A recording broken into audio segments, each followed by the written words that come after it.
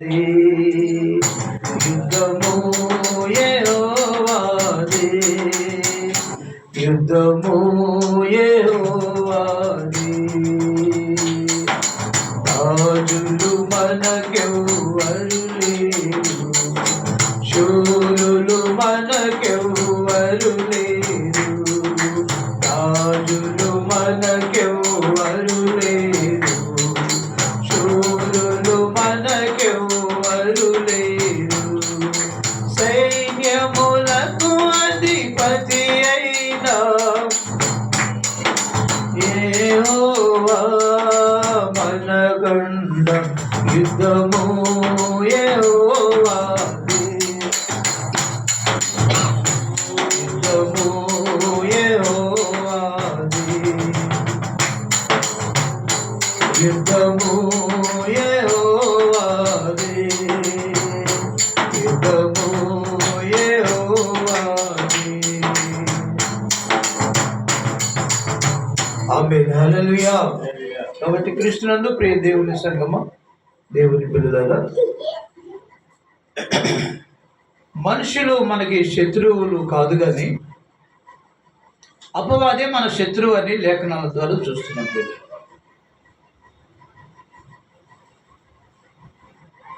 అపవాది అయిన సాతానుడు మన మీదకి కనిపించకుండా లేచినప్పుడు వారిని ఎదిరించాలంటే మనకి సర్వాంగ కవచం ఉండాలి.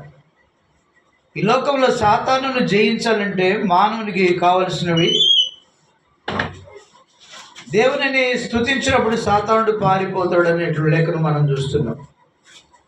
దేవుని యొద్దకు రండి, అప్పుడు ఆయన మీ యొద్దకు వస్తాడు. దుష్టుని ఎదిరించుడి, వాడు అప్పుడు మీ యొద్ద నుండి పారిపోవనని లేఖనాలు చూస్తున్నాం. శుద్ధ యాకోబు పత్రికలో భక్తులైనటువంటి యాకోబు రాస్తున్నటువంటి పత్రిక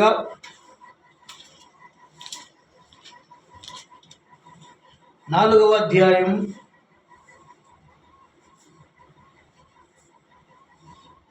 7వ వచనం. కాబట్టి దేవునికి లోబడి ఉండుడి, అపవాదిని ఎదిరించుడి, అప్పుడు వాడు మీ యొద్ద నుండి పారిపోవును. దేవుని యొద్దకు రండి, అప్పుడు ఆయన మీ యొద్దకు వచ్చును. పాపులారా, మీ చేతులను శుభ్రము చేసుకునుడి, ద్విమనస్కులారా, మీ హృదయములను పరిశుద్ధపరుచుకునుడి. వ్యాకులపడుడి, దుఃఖపడుడి, ఏడువుడి, మీ నవ్వు దుఃఖమునకును మీ ఆనందం చింతకును మార్చుకునండి.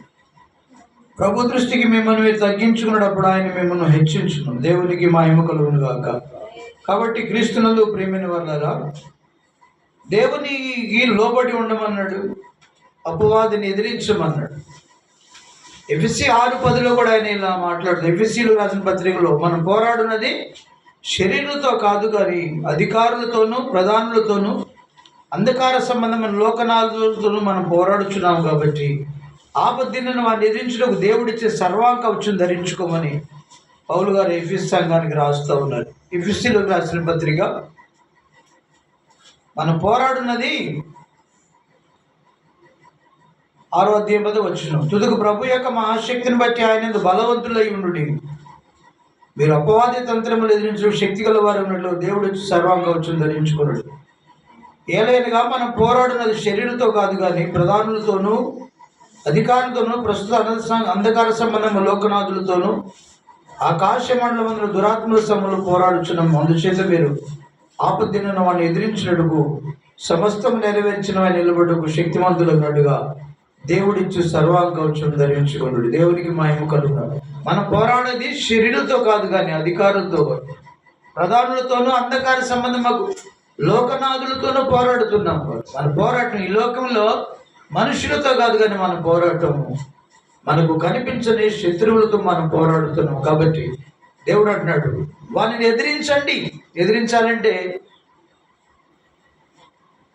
మనుషుడికి అసాధ్యం. కాబట్టి మనుషుడంట దేవుడిచ్చే సర్వాంగ కవచం ధరించుకోవాలి, అప్పుడు వాడిని ఎదిరించగలుగుతాం.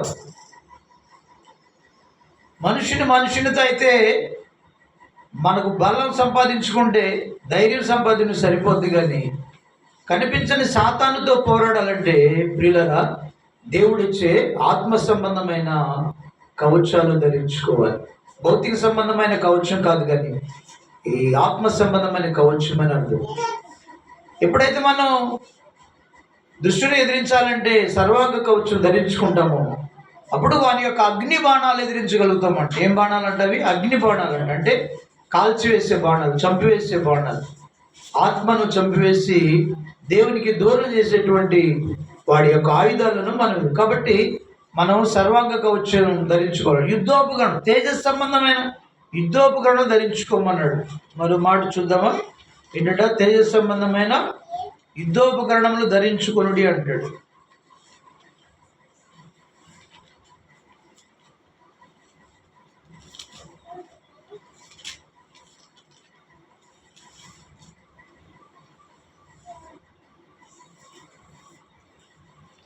కొరింథీయులకు రాసిన పత్రిక అనుకుంటాను, ఒకసారి నేను వస్తున్నా.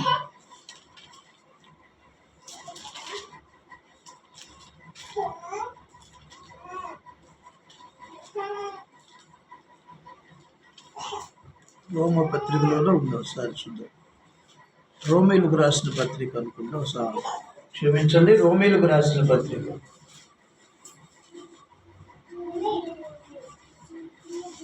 రోమీలకు రాసిన పత్రిక 13వ అధ్యాయము 12, 13, 14 వచనాలు. చాలా రాత్రి చాలా గడిచి పగలు సమీపంగా ఉన్నది కనుక మనం అంధకార క్రియలను విసర్జించి ఏం చేయాలంట? లోక సంబంధమైన అంధకార క్రియలు అంటే చీకటి, అంధకారం అంటే చీకటి క్రియలు, అంటే పాపపు క్రియలను విసర్జించి తేజ సంబంధమైన యుద్ధోపకరణం ధరించుకుందాము.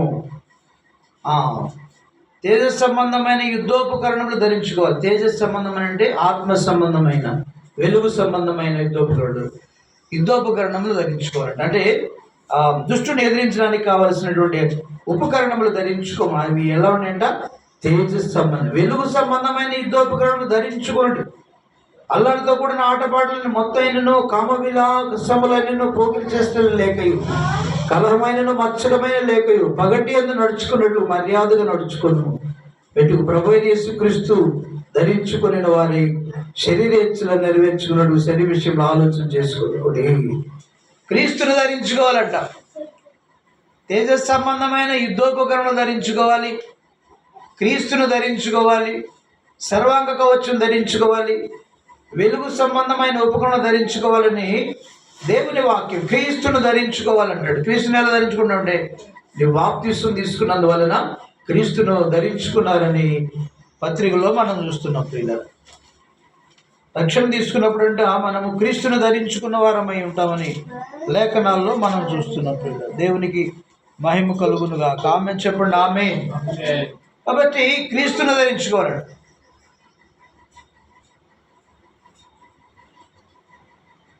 చీకటి సంబంధమైన వాటిని మనము విసర్జించాలంట, క్రీస్తును ధరించుకోవాలంట, సర్వాంగకవచం ధరించుకోవాలంట. తేజ సంబంధమైన యుద్ధోపకరణం ధరించుకున్నప్పుడు మనం అంట దుష్టుని యొక్క అగ్ని బాణాలను ఎదిరించగలుగుతాం కదా. అవి కాకుండా మనం భౌతిక సంబంధమైనవి ఎంత బలగాన్ని లేకపోతే ఆ భౌతిక సంబంధమైన ఉపకరణం ఎన్ని సంపాదించుకున్నా నువ్వు లోక సంబంధమైన వాటిని ఎదిరించడానికి కదా, ఆకలిని ఎదిరించడానికి ఆహారం సంపాదించుకుంటున్నావు కదా, ఆ వస్త్రాన్ని దేహానికి కప్పుకోవడానికి విలువైన వెలగలిగినటువంటి ఆ వస్త్రాలు సంపాదించుకుంటున్నాం. గొప్పవారం అని చెప్పుకోవడానికి వెలగలిగిన ఆ వెండి బంగారాలు సంపాదించుకుంటున్నాం. ఇవన్నీ భౌతిక సంబంధమైన వాటిని సంపాదించుకున్నాం. తొట్లను సంపాదించుకుంటున్నామంట, నీళ్లు నిలవని తొట్లను సంపాదించుకుంటున్నామంట. జీవజలపు ఊటనైనా నన్ను విడిచిపెట్టి వీళ్ళు ఏం చేస్తున్నారంట? జీవజలపు ఊటనైన యేసయ్యను విడిచిపెట్టాడు. మనమంట నీళ్లు నిలవని తొట్లను సంపాదించుకుంటున్నామంట. అంటే భౌతిక సంబంధమైన వాటి వెండి బంగారాలు సంపాదించుకుంటున్నాం, వెలగలిగిన వస్త్రాలు సంపాదించుకుంటున్నాం. ఏది? భౌతిక సంబంధమైన యుద్ధంలో ఆకలి కదా మనకు వస్తున్నటువంటి అదేమొస్తున్నాయంట? ఆ ఆకలికి, దాహానికి కదా, వస్త్రానికి కావలసినటువంటి వాటిని కదా, ఈ లోకంలో జీవించడానికి కదా, బలం కదా, ధనవంతులు అనిపించుకోవడానికి భౌతిక సంబంధమైన వాటిని సంపాదించుకుంటున్నావు. కానీ నీ ఆత్మను రక్షించేటువంటి కదా లేఖనాలను సంపాదించుకోలేకపోతున్నాం. దేవుని స్తోత్రం చెప్పండి. ఆత్మను రక్షించుకోవాలి. ఆత్మను సిద్ధపరచుకోవాలి. ఈ లోకంలో ఉన్నప్పుడు మనము దేవుడిచ్చినటువంటి ఆత్మను సిద్ధపరచుకొని దేవునికి మన ఆత్మను అప్పగించే వాళ్ళగా ఉండాలని దేవుని లేఖనాల్లో మనం చూస్తున్నాం. ఆత్మను సిద్ధపరచు. ఆత్మకు అవసరమైనవి చెప్పండి. ఏమైనా భౌతిక సంబంధమైన దేహానికి ఏమవసరం? ఆహారం అవసరం కదా, నీరు అవసరం, వస్త్రాలు అవసరం, కావలసినవి ఇవన్నీ అవసరమే కదా. భౌతిక సంబంధమైన ఉండటానికి ఇళ్ళు అవసరం కదా, మరి సంపాదించుకోవడానికి పొలాలు గుట్ర అవసరం. అలానే భౌతిక సంబంధమైన దేహానికి భౌతిక సంబంధం ఎలా అవసరమో ఆత్మ కూడా దేవునికి మహిమ